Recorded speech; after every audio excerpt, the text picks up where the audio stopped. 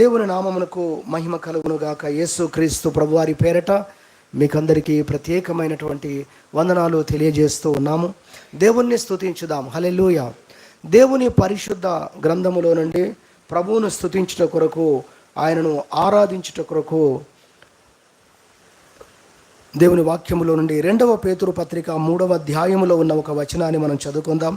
2వ పేతురు పత్రిక 3వ అధ్యాయము 15వ వచనాన్ని మనం చదువుకుందాం. 2వ పేతురు పత్రిక 3వ అధ్యాయం 15వ వచనం. మరియు మన ప్రభు యొక్క దీర్ఘశాంతము రక్షణార్థమైనదని ఎంచుకొనుడి. దేవుని యొక్క దీర్ఘశాంతము రక్షణార్థమైనదని ఎంచుకొనుడి అని బైబిల్ చెప్తుంది. ఈరోజు ఈ వాక్య భాగాన్ని ఆధారము చేసుకొని మరికొన్ని వాక్య భాగాలను కూడా ఆధారము చేసుకొని ఒక అద్భుతమైన అంశాన్ని దేవుని వాక్యంలోంచి మనం వినబోతున్నాం. అదేంటనగా దేవుని యొక్క ఆలస్యం ఆశీర్వాదమే అనే అంశాన్ని మనం నేర్చుకోబోతున్నాం. హల్లెలూయా. దేవుని యొక్క ఆలస్యం ఏంటది? ఆశీర్వాదమే. కానీ ప్రజల్లో మనం ఈరోజు చూస్తే దేవుని పిల్లలు అని పేరు పెట్టుకున్నటువంటి అనేకులు క్రైస్తవ సంఘాల్లో దేవుని పిల్లలుగా పిలువబడుతున్న అనేకుల్లో దేవుడు ఆలస్యం చేసినప్పుడు మనము కూడా కొన్నిసార్లు దేవుని మీద బాధపడ్డా, ఆయాసపడ్డా, సనుక్కున్న దినాలు ఉన్నాయి కదా. నిజమే. ఎందుకు దేవుడు ఈ విధంగా ఆలస్యం చేస్తాడు? ఎందుకు దేవుడు నేను అనుకున్న ఆ దినాల్లో దేవుడు కార్యం చేయలేదు? కొన్నిసార్లు నేను అనుకున్న మార్గాల్లో దేవుడు కార్యం చేయలేదు. అదేవిధంగా నేను అనుకున్న టైంలో దేవుడు కార్యం చేయలేదు. నిజంగా దేవుని పట్ల మన యొక్క వైఖరి మనిషి పట్ల మనము ప్రవర్తించినట్లుగా కొన్నిసార్లు దేవుని పట్ల కూడా మనం ప్రవర్తిస్తున్నాం. మనం ఆలోచన చేయాలి. మనం ఎవరిని నమ్ముకున్నామో, ఎవరిని ఆరాధిస్తున్నామో ఆ దేవుడు ఎంత శక్తి గలవాడో మనం చాలాసార్లు మర్చిపోతున్నాం మనం. అందుకే అప్పుడప్పుడు అంటూ ఉంటాం, దేవుడు అన్న 3 అక్షరాలు ప్రపంచానికి అర్థం కాలేదు అని. కొన్నిసార్లు దేవుని పిల్లలు అని చెప్పుకుంటున్న మనము కూడా అర్థం చేసుకునే వారంగానే ఉంటున్నామేమో మళ్ళీ మనం పరిశీలన చేసుకోవాలి. మనిషిని తప్పుపట్టినట్లుగా, మనిషి మీద సనుక్కున్నట్లుగా, ఆయనకేదో జ్ఞానము లేదు అన్నట్లుగా ఎవరి గురించి మాట్లాడుతున్నావు నీవు? ఏ అధికారి గురించి మాట్లాడుతున్నావా? ఓ జ్ఞాని గురించి మాట్లాడుతున్నావా? 9 సార్లు బాగు చేసి 10వసారి మిస్ అయిపోయిన జ్ఞానవంతుల గురించి మాట్లాడుతున్నావా? ఎవరి గురించి మాట్లాడుతున్నాం? ఎవరి మీద మనం ఆయాసపడుతున్నాం? మనం ఆలోచన చేసినప్పుడు నిజంగా దేవుని ఎడల కదా మన వైఖరి అలా మనము ప్రదర్శిస్తున్నాం. మన సనుగులు, మన సంశయాలన్నీ ఎవరి మీద? మోషే ఒక రోజు ఇదే మాట మాట్లాడాడు. మీ సనుగులు ఎవరి మీద? మీ సంశయాలు ఎవరి మీద? దేవుని నడిపింపు మీద, దేవుని ప్రవక్తల మీద, దేవుని సేవకుల ఎడల మీరు సనుగుతూ ఉన్నారు కదా, అది వారి మీద కాదు. అలా నడిపిస్తున్న దేవుని మీదనే మీ సనుగులు, సృష్టికర్త అయిన దేవుని మీదనే మీరు సనుగుతున్నారు అని మోషే ఇశ్రాయేలును హెచ్చరించినటువంటి భాగము బైబిల్ గ్రంథంలో మనకు కనబడుతుంది. అందుకే ఈ అంశాన్ని మనము నేర్చుకోవలసి ఉంది. చాలా క్రైస్తవ ప్రపంచంలో చాలా అవసరమైన సందేశం ఇది. ఎక్కువగా మనం దీన్ని ప్రార్థన కూడికలో చెప్పడం ఇంకా మంచిది. దేవుని ఆలస్యాలన్నీ కూడా ఏంటవి? ఆశీర్వాదాలే, మరోటి కావవి. అసలు దేవుడు ఆలస్యం చేసేవాడు కాదు. రైట్ సమయానికి నీ జీవితంలో ఒక కార్యాన్ని జరిగించే సమయం వచ్చినప్పుడు ఆయన ఎట్టి పరిస్థితుల్లో ఆలస్యం చేసేవాడు కాదు. చెప్పాలంటే ఆయన వైపుగా ఎన్నడూ ఆలస్యము జరగదు. ఆయనకేం ట్రైన్ లేటు కాదు, ఆయనకేం బస్ లేటు కాదు, నాకు బస్ అందలేదు అని చెప్పేవాడు కాదు కదా దేవుడు. ఆయన మేఘముల మీద ఎక్కి వచ్చే దేవుడు. హల్లెలూయా. ఆత్మస్వరూపి అయిన దేవుడు. అయ్యో నాకు ఆలస్యం అయిపోయింది అని చెప్పేవాడు కాదు. చాలా రష్గా ఉంది, అందుకని సమయానికి అందుకోలేకపోయాను, అందుకే ఆలస్యం అయిపోయింది అని చెప్పే దేవుడు కాదు ఆయన. అయ్యో నేను ఇలా అనుకోలేదు, ఇలా జరుగుతుందని నేను అనుకోలేదు, ఇలా అనుకుంటే నేను మరో ప్రణాళిక వేసి ఉండేవాడిని అనే మనలాంటి మనిషి కాదు ఆయన. ఒక అధికారి కాదు ఆయన. ఎవరైనా దేవుడు, అందుకే దేవుణ్ణి గురించిన సరి అయిన అవగాహన ఈరోజు ప్రజలకు లేదు. మహోన్నతుని విద్యను మనం నేర్చుకోవాలి. దేవుణ్ణి గురించి ఎంత నేర్చుకుంటే అంత విశ్వాసం, అంత అనుకూలమైనటువంటి నడక మన జీవితంలో ఏర్పడుతుంది. దేవుని ఎల్లప్పుడూ స్తుతించే వారంగా ఉంటాం, దేవునికి ప్రియమైన వారంగా ఉంటాం. నిజానికి మనం ఆలోచన చేయాలి, దేవుడు ఎప్పుడు ఆలస్యం చేసేవాడు కాదు. దేవుని గ్రంథంలో చూద్దాం ఆ మాట ఉందా లేదా. 2వ పేతురు పత్రిక 3వ అధ్యాయము మనం చూసినట్టయితే ఇక్కడ ఒక సందర్భంలో మాట్లాడుతూ ఆ మాట చెప్తాడు. 3వ అధ్యాయము 9వ వచనం మనం చదువుకుందాం. 2వ పేతురు పత్రిక 3వ అధ్యాయం 9వ వచనం. కొందరు ఆలస్యమని ఎంచుకొనున్నట్లు ప్రభువు తన వాగ్దానమును గూర్చి ఆలస్యము చేయువాడు కాడు. ఇంత క్లియర్గా ఉందండి బైబిల్లో. దేవుడు ఆలస్యము చేసేటువంటి వాడు కాదు. నీ జీవితంలో దేవుడు ఒక మాట సెలవిచ్చిన, నువ్వు ప్రార్థించే విషయమైన అంశమైన, నీ ఆపదలో, నీ కష్టంలో నీవు దేవుని కొరకు ఎదురు చూస్తున్నావు, ఆ సమయానికి ఆ కార్యము జరగాలని నీవు నేను ఎంతో కోరుకుంటామైతే ఆ సమయంలో కార్యము జరగనప్పుడు నీలో నుండి వచ్చే మాట ఏంటి? దేవుడు ఆలస్యం చేశాడు, దేవుడు ఆలస్యం చేశాడు, లేదా దేవుడు కార్యం చేయలేదు, కానీ అది ఎందుకో మంచికే అయి ఉంటుందని. ఎప్పుడన్నా పదాన్ని పూరించామా మనం ఆ పదాన్ని? లేదు అక్కడికి ఆపేస్తామేమని దేవుడు ఆలస్యం చేశాడు. దేవుడు ఎందుకో కార్యం సమయానికి జరిగించలేదు. ఆ నిరాశలోకి వెళ్ళిపోతాం, బాధలోకి వెళ్ళిపోతాం. నా దేవుడు ఆలస్యం చేశాడు, నా దేవుడు చేయవలసిన టైంలో, లేదా నేను అనుకున్న సమయంలో దేవుడు కార్యం చేయలేదు, కానీ అదేదో మంచికే అయి ఉంటుంది. ఎన్నిసార్లు మాట్లాడాం ఈ మాట మనం? ఎన్నిసార్లు ప్రయోగించి ఉంటాం ఈ పదాన్ని? మనం పరిశీలన చేసుకోవాలి. దేవుని వాక్యం మనతో మాట్లాడుతుంది. మీరు అనుకున్నట్టుగా దేవుడు ఎప్పుడు తన వాగ్దానాల గురించి, తన కార్యాల విషయంలో ఆయన ఆలస్యం చేసేవాడు కాదు. ఆ అభిప్రాయాన్ని మార్చుకోండి అంటుంది పరిశుద్ధ వాక్యం. దేవునికి మహిమ కలుగును గాక. హల్లెలూయా. నీ అభిప్రాయాన్ని మార్చుకోవాలి. దేవుని గురించి ఎప్పుడు కూడా అలాంటి మాటల్లో పలకొద్దు. నా దేవుడు ఆలస్యం చేశాడు. ఒకవేళ నువ్వు పలికితే గనక మేలు కొరకే చేశాడు. ఆలస్యం చేశాడు దేవుడు, చేయలేదు దేవుడు ఈరోజు కార్యము. ఆయన ఎందుకో ఆలస్యం చేశాడు, కానీ నాకు తెలియకపోయినా అదైతే మంచికే అయి ఉంటుంది. ఇలా నువ్వు మాట్లాడిన ప్రతిసారి దేవుణ్ణి మహిమపరుస్తున్నావు. హల్లెలూయా. నువ్వు మహిమపరుస్తున్నావు దేవుణ్ణి, స్తుతిస్తున్నావు దేవుణ్ణి. అద్భుతకరుడా స్తోత్రం, ఆశ్చర్యకరుడా స్తోత్రం అంటేనే స్తుతి కాదు. అది కూడా లోపల అదేమి లేకుండా స్తుతిస్తే కూడా అది కూడా స్తుతి కాదు. నిజంగా ఆయన అద్భుతకరుడో కాదో ఏమో అని నీ మనసులో అనుకుని నువ్వు స్తుతిస్తే అది కూడా స్తుతి కాదు. నీవు దేవుణ్ణి గురించి సరి అయిన విధంగా ఒప్పుకున్న ప్రతిసారి కూడా నీవు నేను దేవుణ్ణి మహిమపరుస్తున్నాము. హల్లెలూయా. ఇది మనం తెలుసుకోవాలి. దేవుని గ్రంథంలో మనం చూసినట్టయితే మనలాగానే కొంతమంది భక్తులు కూడా అలానే వారి బాధల్లో, వారి కష్టంలో వారు ఆ విధంగా మాట్లాడారు. కీర్తన గ్రంథం 40వ కీర్తన 17వ చరణం చూస్తే, నా దేవా ఆలస్యం చేయకుమి అంటాడు భక్తుడు ప్రార్థన చేస్తూ. ఏంటట? అయ్యో నా దేవా నువ్వు ఆలస్యం చేయకు. ఆ బాధలో, ఆ కష్టంలో వారు కూడా కొన్ని సందర్భాల్లో ఇలా పలికారు, దేవా మీరు ఆలస్యం చేయకండి. అలా మనం చూస్తే చాలా విషయాలు దేవుని వాక్యంలో మనం కనబడతాయి. కానీ మనం తెలుసుకోవాలి, దేవుడు ఎప్పుడు ఆలస్యం చేసేవాడు కాదు. అదే 2వ పేతురు పత్రికలో చూస్తున్నాం. పేతురుకు పరిశుద్ధాత్మ దేవుడు బయలుపరిచి సంఘాలకి ఈ విషయం తెలియజేయి. ఏంటది? మీరు అనుకున్నట్టుగా దేవుడు ఎప్పుడు ఆలస్యం చేసేవాడు కాదు. మరి ఎందుకు ఆలస్యం చేస్తాడో కూడా ఇక్కడ ఒక మాట రాయబడింది, అది కూడా చదువుదాం. ఆలస్యం చేయవాడు కాడు కానీ ఎవడును నశింపవలనని ఇచ్చయింపక అందరూ మారు మనసు పొందవలనని కోరుచు మీ ఎడల దీర్ఘశాంతము గలవాడై ఉన్నాడు. అంటే ఓపిక పడుతున్నాడు, అంటే ఆయన తొందరపడి కార్యం చేయలేదు. అందుకే ఆ వాక్యం చదువుకున్నాం. దీర్ఘశాంతము అంటే ఇక్కడ ఆలస్యము చేస్తున్నాడు. అదేవిధంగా లూకాసు వార్త రండి ఒకసారి 18వ అధ్యాయం మీరు చూస్తే కూడా, లూకాసు వార్త 18వ అధ్యాయంలో మన ప్రార్థనకు జవాబు, మన జీవితంలో జరగాల్సిన కార్యాల విషయంలో దేవుడు ఆలస్యం చేసిన సందర్భాలను గూర్చి మనం ఒక సత్యం తెలుసుకోవడం కొరకు రాయించాడు దేవుడు. లూకాసు వార్త 18వ అధ్యాయం చూస్తే 7వ వచనం, దేవుడు తాను ఏర్పరచుకున్న వారు దివారాత్రులు తన్ను గురించి మొరపెట్టుకొనుచుండగా వారికి న్యాయము తీర్చడా, ఆయన వారికి త్వరగా న్యాయము తీర్చును. వారి విషయమే కదా ఆయన దీర్ఘశాంతము చూపుచున్నాడని మీతో చెప్పుచున్నాను అన్నాడు. దేవుడు త్వరగా న్యాయము తీర్చేవాడు. ఆయన న్యాయము తీర్చినట్లుగా ఈ ప్రపంచంలో ఎవరు న్యాయం తీర్చలేరు. ఆయన స్పందించినంత త్వరగా ఎవరూ స్పందించలేరు. అది మనం గ్రహించాలి. ఎప్పుడైనా దేవుడు స్పందించడం ఆలస్యమైంది, మనం అనుకున్న సమయంలో దేవుడు రాలేదు, మనం అనుకున్న సమయంలో దేవుడు కార్యం చేయలేదు అంటే మనం తెలుసుకోవాలి. మనం సరైన విధంగా ఉండి, మనం యోగ్యులముగా ఉండి, నిజముగా విశ్వాసంతో ప్రార్థించి, నిజముగా ఎదురు చూసి అన్నీ బాగానే ఉన్నాయి, దేవుని వైపే ఆలస్యమైంది అనుకుందాం. అప్పుడు మనం తెలుసుకోవాలి ఏంటంటే, ఆయన ఏదో మంచి కొరకే ఆయన నీ యొద్దకి ఇంకా రాలేదు, మేలు కొరకే ఆయన నీ యొద్దకి ఇంకా రాలేదు.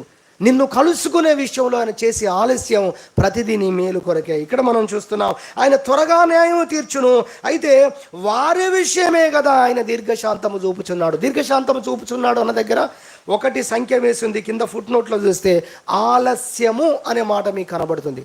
అనగా వారి కోసమే కదా ఆలస్యము చేయుచున్నాడు, అంటే మన కోసమే ఆలస్యం చేస్తున్నాడట దేవుడు.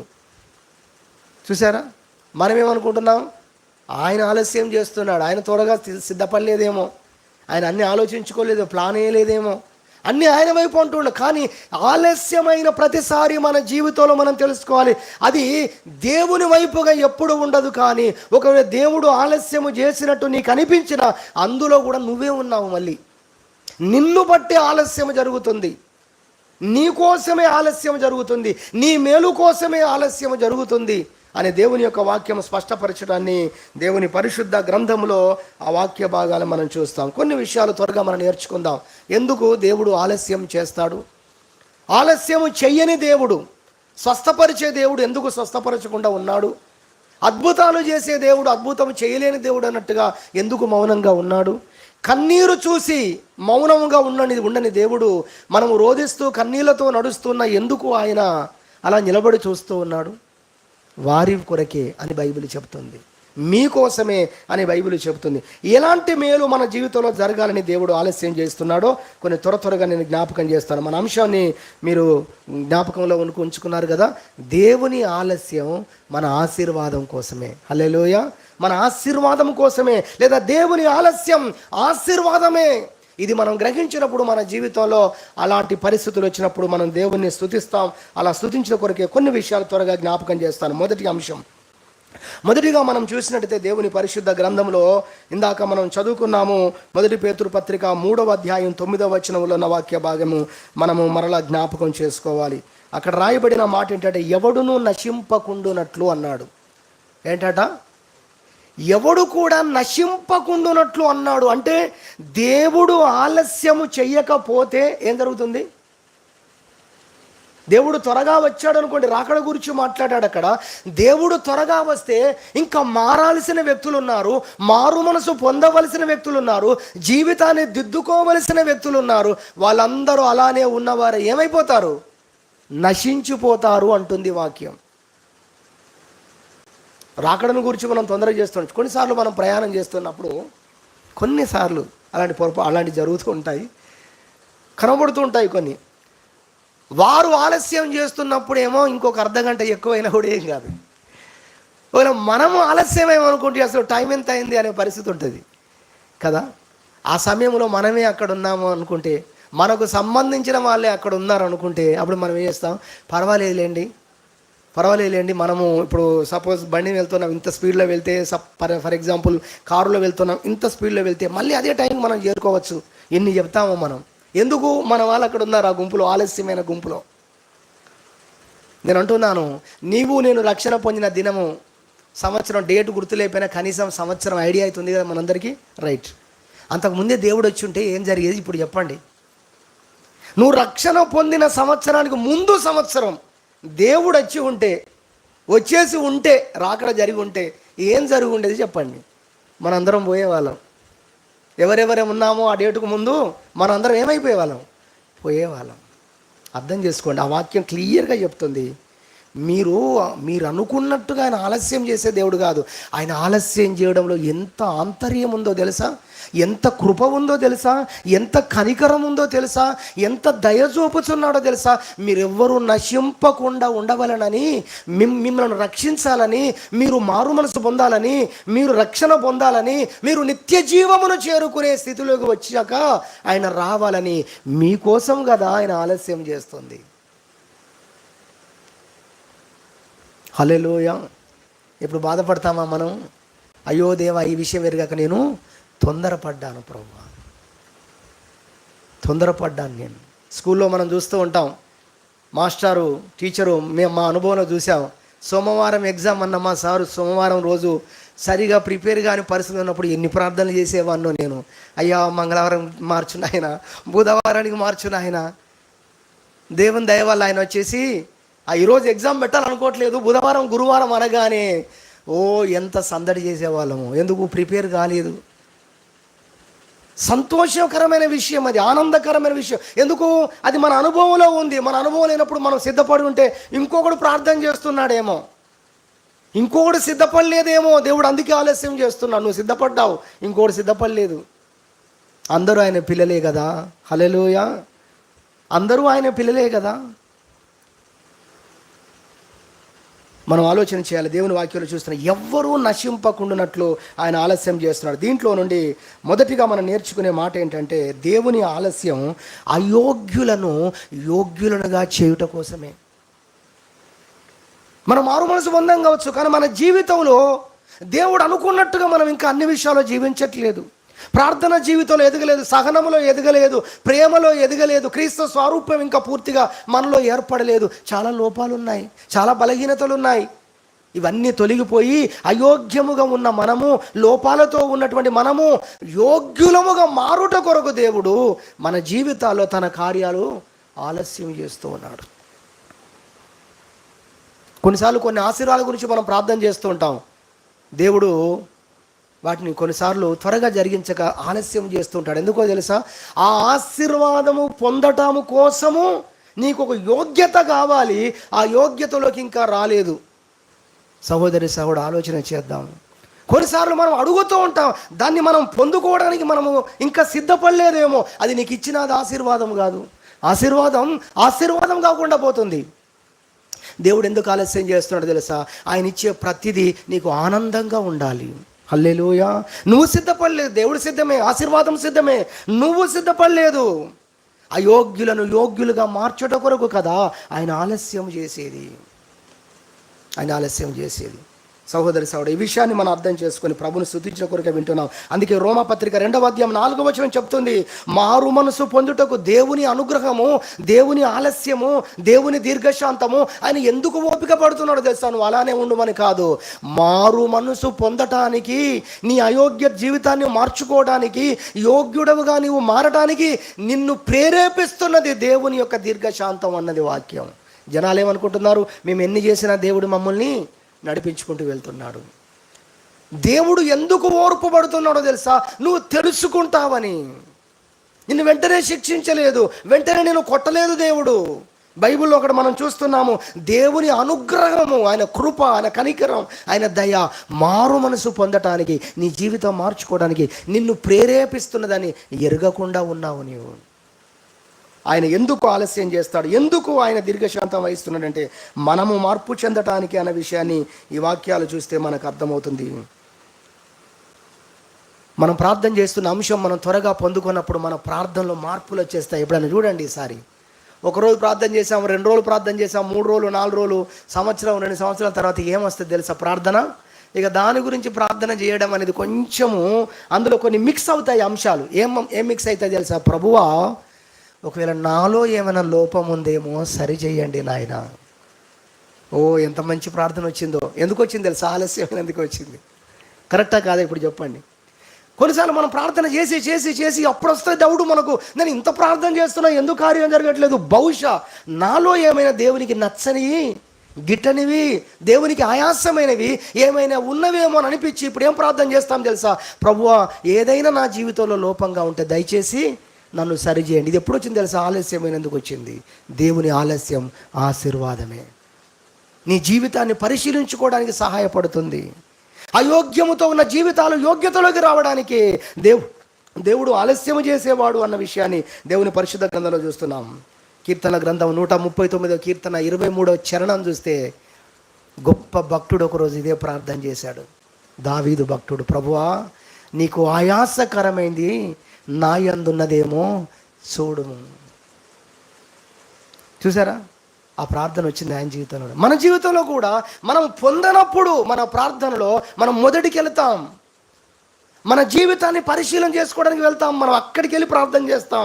ప్రభువా ఏదైనా ఇంతకుముందు ముందేం చేస్తాం అదేం చూడము. ప్రభువా నన్ను ఆశీర్వదిస్తానన్నావు, ఆశీర్వదించు, అదే ప్రార్థన ఉంటుంది. అసలు ఎలా ఉన్నాను, నేను యోగ్యంగా ఉన్నానా లేదా, లోపాలు ఏమైనా ఉన్నాయా లేవా, ఇవేమి చూసుకోము. కానీ ఆలస్యమైనప్పుడు అదిగో మన ప్రార్థనలో అద్భుతమైనటువంటి మార్పులు వస్తాయి అన్న విషయాన్ని ప్రభుపేట గుర్తు చేస్తున్నాం. మరొక ఉదాహరణ, యెషయా గ్రంథం 59వ అధ్యాయం మనకు బాగా అందరికీ తెలుసు కదా. 58వ అధ్యాయం 59వ అధ్యాయాలు బాగా సుపరిచితం. 58లో వాళ్ళు బాగా ప్రార్థనలు చేస్తూ ఉన్నారు. ప్రార్థనలు చేసి జవాబు రావట్లేదు, కార్యాలు జరగట్లేదు. వాళ్ళు ఇప్పుడు ఒక్క ప్రార్థన చేశారు, ఓ మాట వాడారు. వాళ్ళు ఏమన్నారో చూద్దాం బైబిల్లో. మనము ఈ యాంగిల్లో చూడండి ఒక్కసారి, ఎంత అద్భుతంగా ఉంటుంది అది. యెషయా గ్రంథం 58వ అధ్యాయంలో చూస్తే 3వ వచనం. ఇప్పుడు వాళ్ళు ఒక ఆశీర్వాదం కావాలని ప్రార్థన చేశారు, ఒక కార్యం జరగాలని ప్రార్థన చేశారు. దేని కొరకు వాళ్ళు ప్రార్థన చేశారు. ఆ అంశము కొంచెం పక్కకు పెట్టి ఇప్పుడు కొత్త అంశం ప్రార్థన చేస్తున్నారు. ఒక్కసారి చూడండి ఏం అంశం అది. 3వ వచనం, 58వ అధ్యాయం యెషయా గ్రంథం 3వ వచనం. మేము ఉపవాసం ఉండగా నీవెందుకు చూడవు అని అడుగుతున్నారండి. చూసారా? ఇప్పుడు ప్రభువా కార్యం చేయనది కాదు, ప్రభు మేము ఇంత ప్రార్థన చేస్తున్నాం కదా, ఇంత ఉపవాసం ఉంటున్నావు కదా, నువ్వెందుకు మా ప్రార్థన వినట్లేదు, నువ్వెందుకు మా ప్రార్థనలు చూడట్లేదు, మా ఉపవాసాన్ని ఎందుకు చూడట్లేదు, మేము మా ప్రాణములను ఆయాసపరుచుకొనగా నువ్వెందుకు లక్ష్య పెట్టవు. చూసారా? అక్కడికి వచ్చేసారు వాళ్ళు. ఎందుకు? ఆలస్యమైనందుకు. నిజంగా ఒక అద్భుతమైన విషయం ఏంటంటే వారు అలా అడిగినందుకు దేవుడు వాళ్ళ లోపాలను తెలియజేశారండి. ప్రేమ కలిగిన దేవుడు కదా. అవన్నీ మనం చదువుతాం. 58వ అధ్యాయంలో మనం చూసినట్టే అక్కడ మనకు అవన్నీ కనబడతాయి. 6వ వచనంలో దుర్మార్గులు కట్టిన కట్లను విప్పాలి కదా, కాడిమాను మోకులు తీయాలి కదా, బాధింపబడిన వారిని విడిపించాలి కదా, ప్రతి కాడిని విరగొట్టుట కదా, ఇది కదా నేను ఏర్పాటు చేసుకున్నటువంటి ఉపవాసము అని ప్రభు అక్కడ మాట్లాడేది మనం చూస్తాము. 9వ వచనంలో ఇతరులను బాధించుట, వేలు పెట్టి చూపి తిరస్కరించుట, చెడ్డదాన్ని బట్టి మాట్లాడుటను మానాలి, ఆశించిన దాన్ని ఆకలిగొన్న వానికి ఇచ్చి శ్రమపడిన వాడిని తృప్తిపరచాలి కదా అని వాళ్ళు ఏం చేయలేదో ఏం చెయ్యాలో దేవుడు చెప్పాడండి. దేవునికి స్తోత్రం చెప్పుదాం. హల్లెలూయా. చూసారా? ప్రార్థన మారింది వాళ్ళది. వాళ్ళు ఏం ప్రార్థన చేస్తున్నారో, మాకు ఈ ఆశీర్వాదమే, మాకు ఒక గృహమే, మాకు ఒక కారు, ఏం ప్రార్థన చేస్తున్నారో అది పక్కకు పోయి అసలు మా ప్రార్థన ఎందుకు వినట్లేదయ్యా అని అక్కడికి వచ్చారు. ఎందుకు వచ్చారు అంటే ఆలస్యమైనందుకే వచ్చారు. కాబట్టి మన లోపాలను మనం తెలుసుకునే ఒక అవకాశం దేవుడు కలిగిస్తున్నాడు. మన లోపాలను సరిచేసుకునే ఒక అవకాశం దేవుడు కలిగిస్తున్నాడు. అందుకే మొదటి అంశముగా దేవుని ఆలస్యంలో అయోగ్యులు యోగ్యులుగా మార్చబడుతున్నారు. దేవునికి మహిమ కలుగుగాక. హల్లెలూయా. ఇది మొదటి అంశం. రెండవదిగా మనం చూసినట్లయితే దేవుని యొక్క పరిశుద్ధ గ్రంథంలో దేవుడు తన కార్యాల్ని ఆలస్యము చేసినప్పుడు ఏం జరుగుతుంది అన్న విషయాన్ని మనము ఆలోచన చేసినట్లయితే మన జీవితాల్లో మనం ఏ పరిస్థితుల్లో ఉన్నామో ఆ పరిస్థితులలో మనము సాధకం చేయబడతాం. హల్లెలూయా. ఏం చేయబడతాం? సాధకం చేయబడతాం. దేవుడు ఒక పరిస్థితిలో మనం నడిపిస్తూ ఉంటే త్వరగా పరిస్థితిని మనం దాటాలని కోరుకుంటాం. ఒక శ్రమలో దేవుడు ఉంచాడా, త్వరగా దాటాలని కోరుకుంటాం. నీ జీవితంలో ఎన్నటికీ నీవు శ్రమ అంటే నీకు భయమే. ఇక ఒక అనారోగ్యమైన పరిస్థితుల్లో ఎప్పుడు దిగులు, చచ్చిపోతానేమో, ఇక్కడ పెయిన్ వస్తుంది, అక్కడ పెయిన్ వస్తుంది అని మనకు ఉంటుంది కదా మామూలుగా. నువ్వు అలానే భయపడే వ్యక్తిగానే ఉంటావు. నువ్వు దేన్ని ఫేస్ చేస్తున్నావో, ఏ పరిస్థితుల్లో నువ్వు నడుస్తున్నావో, ఏ భయాల మధ్య నడుస్తున్నావో, ఏ కృంగుదల మధ్య నువ్వు నడుస్తున్నావో, అక్కడ దేవుడు నిన్ను కాసేపు ఎందుకు ఉంచుతాడో తెలుసా? దానికి ఎన్నడూ కూడా నువ్వు భయపడకుండా దేవుని మీద నమ్మకం పెట్టుకునే వ్యక్తిగా సాధకం చేయబడడానికి దేవుడు అక్కడ నిన్ను ఉంచుతాడు. అందుకు ఆలస్యం చేస్తున్నాడు. హల్లెలూయా.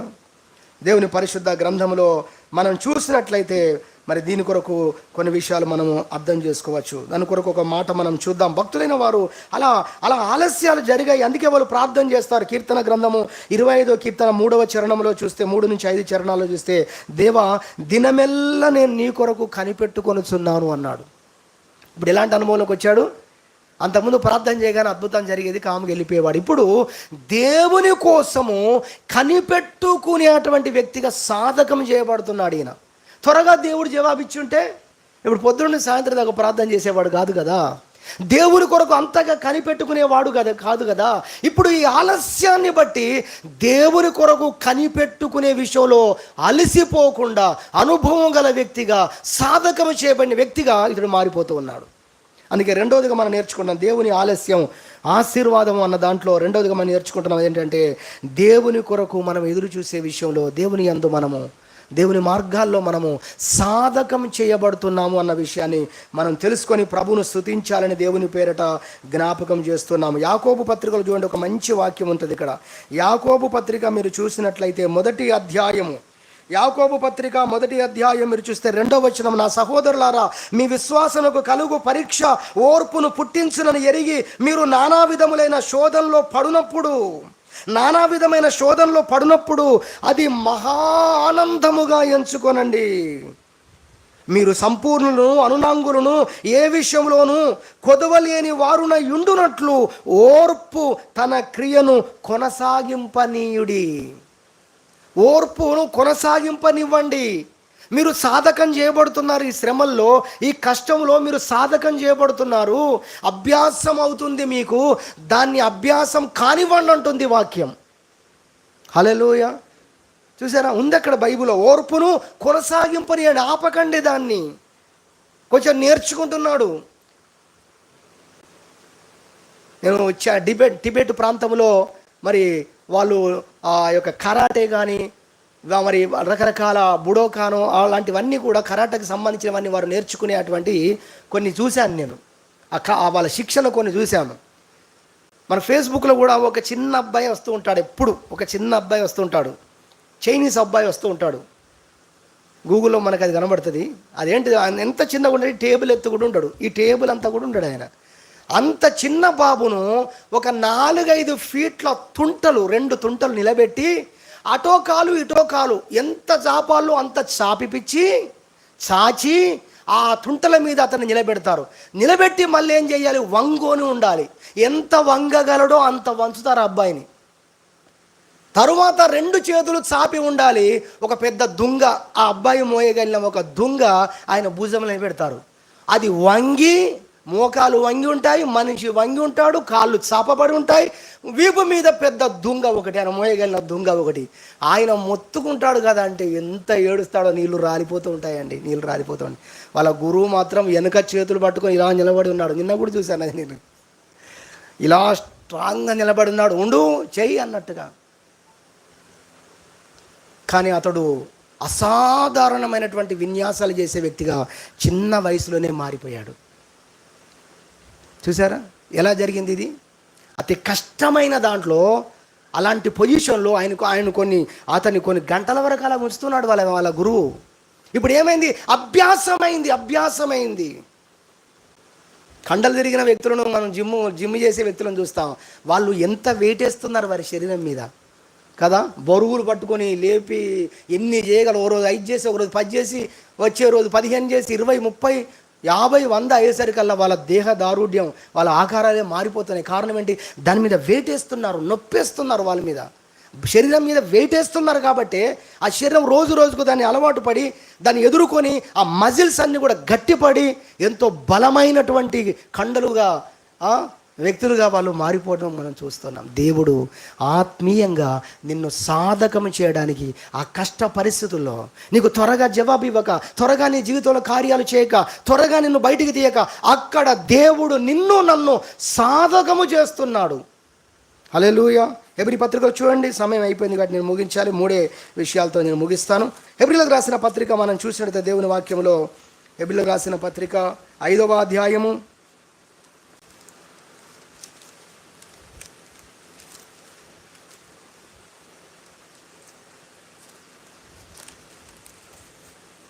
5వ అధ్యాయము మనం చూసినట్లయితే దేవుని పరిశుద్ధ గ్రంథంలో 12వ వచనం, కాలమును బట్టి చూచితే మీరు బోధకులుగా ఉండవలసిన వారై ఉండగా దేవోక్తులలో మొదటి మూలపాఠంలో కూడా మీకు మరలా బోధింపవలసి వచ్చును. మీరు పాలు త్రాగవలసిన వారే కానీ బలమైన ఆహారము తినగలవారు కారు. ఎందుకంటే వీళ్ళు ఓర్పు పాఠాలను నేర్చుకోలేదు.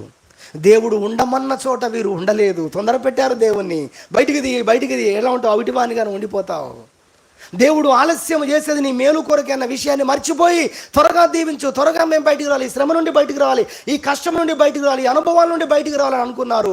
అందుకే వారు ఎదగలేని వారుగా, శిశువులుగానే వారు ఉండిపోయారని కూడా మనం అర్థం చేసుకోవచ్చు. సరే 13, మరియు పాలు త్రాగు ప్రతివాడును శిశువే గనుక నీతి వాక్య విషయంలో అనుభవం లేని వాడై ఉన్నాడు. 14 చూడండి. ఇప్పుడు వయసు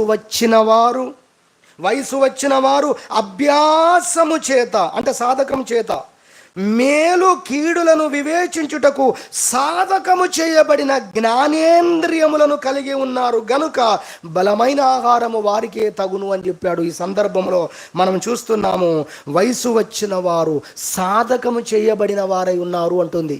అంటే సాధకము చేయబడిన వారే వయసు వచ్చిన వారు. నేను రివర్స్లో చెప్తున్నాను. వయసు వచ్చిన వారందరూ కూడా సాధకం చేయబడ్డవారని అనుకోలేం. ఎందుకంటే కొంతమంది చాలా వయసు వస్తుంది కానీ ఇంకా చాలా విషయాలు నేర్చుకునే వారు కూడా ఉన్నారు. చిన్న వయసులోనే బాగా నేర్చుకున్న వారు కూడా ఉన్నారు. 20 సంవత్సరాల క్రైస్తవ జీవితంలో ఆ 20 సంవత్సరాల క్రైస్తవ జీవితానికి ఎన్ని నేర్చుకోవాలో అన్ని నేర్చుకొనని వారు ఉన్నారు. తక్కువ సంవత్సరాలు 5-10 సంవత్సరాల్లో కూడా దేవుడు నడిపించే మార్గంలో నిలవబడి దేవునికి విధేయత చూపి గొప్ప పాఠాలు నేర్చుకున్నటువంటి ఆత్మీయ శిఖరాలను ఎక్కిన వారు కూడా ఉన్నారు. హల్లెలూయ. అంశం ఏంటి? సాధకం చేయబడుతున్నాం, దేవుడు సాధకం చేస్తున్నారు అనే విషయాన్ని గ్రహించి ప్రభువును స్తుతించుదాం. మనం త్వరగా జవాబు రాలేదా? త్వరగా నువ్వు అనుకున్న పరిస్థితులు రాలేదా? ఇంకా నువ్వు అక్కడే వెయిట్ చేస్తున్నావా? ఇంకా దేవుడు నిన్ను అక్కడే ఉంచాడా? అయితే ఒకటి తెలుసుకోవాలి, ఏంటి?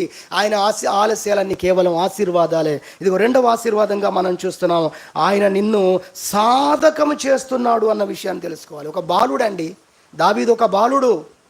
యెహోవా నా కాపరిని పొద్దున్నే లేస్తే పాటలు పాడి ఆరాధించి స్తుతించి దేవుని పేరు చెప్పుకొని బ్రతికే ఒక చిన్న బిడ్డ అండి దావీదు. దేవుడు ఏం చేశాడో తెలుసా? ఎలుగుబంటిని పంపించాడు. ఎలుగుబంటి ప్రభు, ఏదన్నా చిన్న చిన్న కుక్కలో, రేసు కుక్కలో, ఇంకేదన్నా ఏం పంపించాడు దేవుడు? ఎలుగుబంటిని పంపించాడండి. ఎందుకో తెలుసా? ఎలుగుబంటిని మీద దాంతో పోరాడి విజయం సాధించే వ్యక్తిగా అతనికి ట్రైనింగ్ ఇవ్వాలి, అతని విశ్వాసాన్ని ఉన్నత శిఖరాగ్ర స్థాయికి తీసుకెళ్ళాలని దేవుడు ఆశపడ్డాడు. అందరికి కూడా పంపించాడు లేండి. హల్లెలూయా. అందరికీ కూడా అలాంటి ఒక పని చేస్తే మనకు 100 మార్కులు వస్తాయి అనుకోండి, ఉటికినే ఇస్తాడు దేవుడు 100 మార్కులు. నువ్వు ముందు క్వశ్చన్లు ఎదుర్కొని ఉండాలి. అవన్నీ గొప్ప విషయాలు అవి. దావీదును చూశాడు దేవుడు, ఎంత నమ్మకం పెట్టుకున్నాడో, ఎంత విధేయంగా ఉంటున్నాడో, ఎంత దేవుని కోసం రోషం కలిగినాడో చూశాడు. కాబట్టి ఆప్షన్ మీద ఆప్షన్, తక్కువ టైంలో ఎక్కువ ఆప్షన్స్ పొంది ఉన్నత శిఖరాగ్ర స్థాయికి వెళ్ళిన వ్యక్తులలో దావీదు ఒకడు, యోసేపు ఒకడు, దానియేలు ఒకడు. ఇలాంటి వాళ్ళు గొప్ప భక్తులు ఉన్నారు. దేవునికి మహిమ కలుగును గాక. హల్లెలూయా. వెళ్ళొచ్చండి. మనం త్వరగా విధేయత చూపుతూ ఉంటే, త్వరగా చదువుతూ ఉంటే, త్వరగా సాధకం చేయబడుతూ ఉంటే, మనకి ఇవ్వబడ్డ ఆయుష్లో మనము చాలా గొప్ప విషయాలు సాధించవచ్చు. సాధకం చేయబడుతున్న మన సంగతి తెలియక చాలామంది అక్కడ ఉండక బయటికి పరిగెత్తుకొని వస్తున్నారు. అలా అతన్ని దావీదును అలా సాధకం చేశాడు కాబట్టే కదా సింహాన్ని కూడా పంపించాడు ఆఖరికి దేవుడు. ఎలుగుబంటి అయిపోయింది ఇప్పుడు సింహం. దాని తర్వాత వెనక్కి వచ్చి ఉంటుంది. దీన్ని జయించాడో వెనకనే వచ్చింది. ఎలుగుబంటి సింహం రాగా అని ఉంటుంది బైబిల్లో. ఇది అయిపోయింది. నెక్స్ట్ గ్యాప్ లేకుండా దాన్ని కూడా చంపేశాడు కదా. ఈసారి ఎవరు వచ్చారో తెలుసా? గొల్యాత్ వచ్చాడు. ఫిలిస్తీయ దేశం మొత్తం ఎవరిని చూసుకొని తలెత్తుకొని తిరుగుతున్నారో ఆ వీరుడు శూరుణ్ణే ఎదుటికి తీసుకొచ్చాడు దేవుడు. అవలీలగా దావీదు అతని మీదకి వెళ్ళడానికి ఎంతో ధైర్యంగా వెళ్ళగలిగాడు. కారణం అంత విశ్వాసాన్ని సంపాదించుకున్నాడు. దేవుడు సాధకం చేసినప్పుడు, అలాంటి అనుభవాల గుండా నడిపించినప్పుడు దేవుణ్ణి స్తుతించడం నేర్చుకున్నాడు దావీదు. అందుకే అంత గొప్ప వీరుడుగా కాగలిగాడు. దేవునికి మహిమ కలుగును గాక. హల్లెలూయా. ఇది రెండోదిగా నేర్చుకుంటున్నాను. సమయం అయిపోయింది కాబట్టి నేను ముగింపులోకి వస్తున్నాను. దేవుని పరిశుద్ధ గ్రంథములో ఈ అద్భుతమైన విషయాన్ని మనము నేర్చుకోగలుగుతున్నాం. మనల్ని ఆయన సాధకము చేస్తున్నాడు అన్న విషయాన్ని మనం గ్రహించినప్పుడు నిజంగా దేవుణ్ణి స్తుతించే వారమై ఉంటాం. అపోస్తలుడైన పౌలు దేవునికి ఎంతో ప్రియమైన వాడు. ఆయన ఏది ప్రార్థన చేస్తే దేవుడు అది చేయగలడు. కానీ దేవుడు కొన్ని అనుభవాల గుండా అతన్ని నడిపించాడు. ఒకరోజు ఆయన చెప్తున్నాడు, నేను ఏ స్థితిలో ఉన్నానో ఆ స్థితిలో ఉండగలుగుతున్నాను ఇప్పుడు అన్నాడు. సంతృప్తి కలిగి నేర్చుకొని ఉన్నాను. ఏంటంటే నేర్పించాడు దేవుడు, నేర్చుకున్నాను నేను స్టేట్మెంట్ ఇస్తున్నాడండి ఆయన. చూసారా? ఇప్పుడు పౌలుని ఏది ఇబ్బంది పెట్టదు. ఇతరులు అవమానపరిచినా పౌలు ఇబ్బంది పడడు. విపరీతమైన దెబ్బలు కొట్టినా దేవుడు ఏది చేసినా నా మేలు కోసమే చేస్తాడని జైల్లో ఉండి కూడా దేవుని స్తుతించాడండి. నేర్చుకున్నాడు, సాధకం చేయబోట నేర్చుకున్నాడు. దేవుడు సాధకం చేస్తుండగా నేర్చుకున్నాడు. దేవుడు ఆలస్యం చేసినప్పుడు, దేవుడు కొన్ని పరిస్థితులను అనుమతించినప్పుడు నేను ఇక్కడ సాధకం చేయబడుతున్నాను అనుకున్నాడు. ఇప్పుడు రోజు వచ్చింది అతని జీవితంలో, సముద్రంలో ఓడ పగిలిపోయి నట్ట నడి సముద్రంలో పౌలు ఉన్నాడండి. భయపడలేదు. నా దేవుడు నన్ను కాపాడుటకు సమర్థుడు.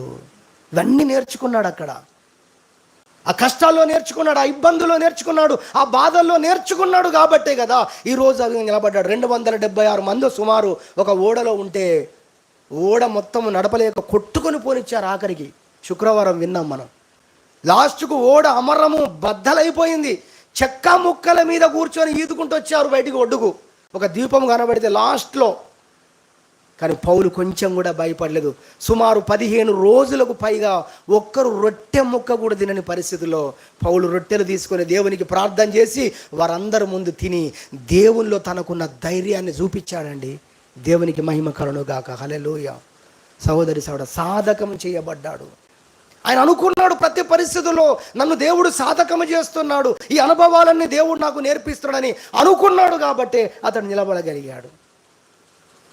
మనం తప్పించుకొని పోతే మన సాధకం కాము, ఎన్నటికీ కూడా మనం ఒక అంతస్తు చేరుకోలేము. నేను ముగిస్తున్నాను.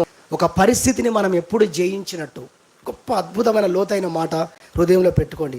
ఒక పరిస్థితిని మనం ఎప్పుడు జయించినట్టు అంటే 24 గంటలు దాని గురించి మాట్లాడినప్పుడు కాదు, 24 గంటలు దాని గురించి సనిగినప్పుడు కాదు, ఊరిక నీ నిట్టూర్పులను బాధలను వెల్లడిపరిచినప్పుడు కాదు.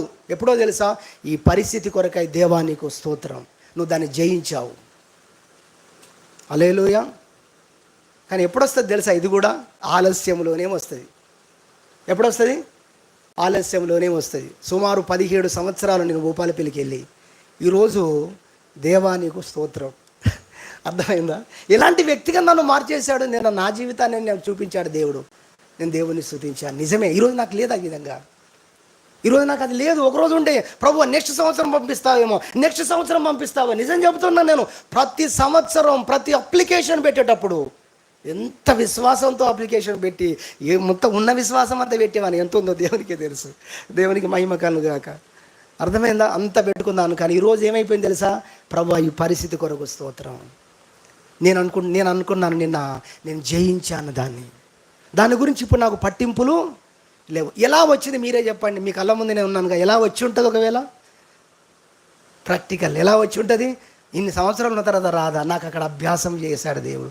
ఆ స్థితిలో, ఆ కష్టంలో లేదా ఆ పరిస్థితిలో నన్ను ఏం చేశాడు? అక్కడే ఉంచాడు. నిన్నెక్కడ ఉంచుతున్నాడో దేవుడు దాన్ని జయించే వ్యక్తి కొద్ది రోజులకు నువ్వు మారి తీరుతావంతే. స్తుతించు దేవుణ్ణి. హల్లెలూయా. దాన్ని పట్టించుకొని వ్యక్తిగా మారిపోతావు. దాని గురించి నువ్వు బాధపడవు, కానీ స్తుతులు చెల్లిస్తావు. దేవా స్తోత్రం. ఏమంటావు తెలుసా? అది ఉన్నా ఒకటే, అది పోయినా ఒకటే. అదేంటి అంతకుముందు బాగా ఏడ్చి కన్నీరు గార్చి అప్పుడు అంత ఆత్మీయత లేని, అంత విశ్వాసం లేని, ఇప్పుడు ఏమయ్యావు? సాధకం చేయబడ్డావు. దేవుడు నీ జీవితంలో కొన్ని పరిస్థితులను ఎందుకు ఇంకా నడిపిస్తున్నాడు తెలుసా? దాన్ని నువ్వు జయించే వ్యక్తిగా నువ్వు మారాలని. జయించువాడు నాతో కూడా సింహాసనం మీద కూర్చుంటారు అన్నాడు దేవుడు. జయించే అనుభవంలోకి దేవుడిని నడిపించాలని ఇష్టపడుతున్నాడు. కాబట్టి 2 విషయాలు విన్నాము. నేను ముగిస్తున్నాను. 2 విషయాలు దేవుని పరిశుద్ధ గ్రంథంలో నేర్చుకున్నాం. దేవుడు ఎందుకు ఆలస్యం చేస్తాడు అంటే దేవుని ఆలస్యాలన్నీ ఆశీర్వాదాలే అన్న విషయాన్ని మనము నేర్చుకుంటున్నాం. ఎలా ఉంటాయి ఆశీర్వాదాలు అంటే అయోగ్యులను మనల్ని యోగ్యులుగా మార్చడం కొరకే ఆయన ఆలస్యం చేస్తాడు అని మొదటిగా విన్నాము. రెండవదిగా మనం నేర్చుకున్న విషయము, అద్భుతమైన విషయం, దేవుడు మనల్ని ఆత్మీయంగా సాధకం చేయడానికి ఆయన ఆలస్యం చేస్తాడు అనే విషయాన్ని మనం తెలుసుకున్న వారమే. మన జీవితంలో ఏదైనా ఆలస్యమైంది, దేవుడు అనుకున్న టైంలో దేవుడు కార్యం చేయాలని కనిపించిన ప్రతిసారి అయ్యా నీ ఆశీర్వాదం అది మేలు కొరకే అని ప్రభువును మనం స్తుతించే వారంగా ఉందాం. దేవుడి వాక్యం దీవించును గాక.